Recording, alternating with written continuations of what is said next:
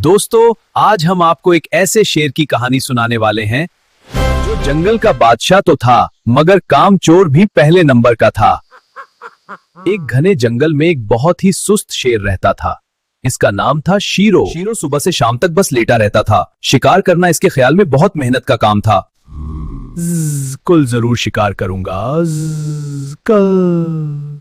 Shero की सुस्ती देखो। हाँ, ये शेर नहीं तो टिकिया है। जंगल के तमाम जानवर हंसने लगे। एक दिन एक चालाक बकरी मीना इस जंगल में आई।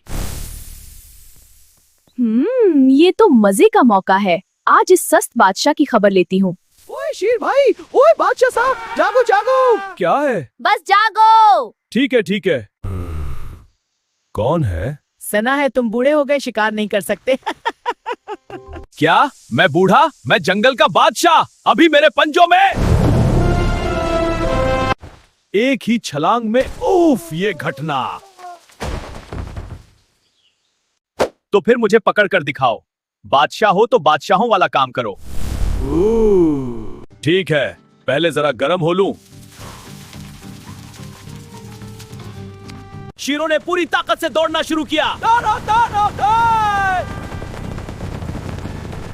रुको!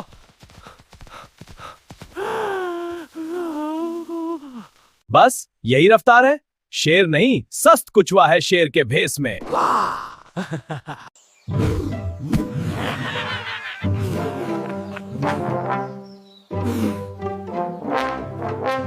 कल पकड़ूंगा।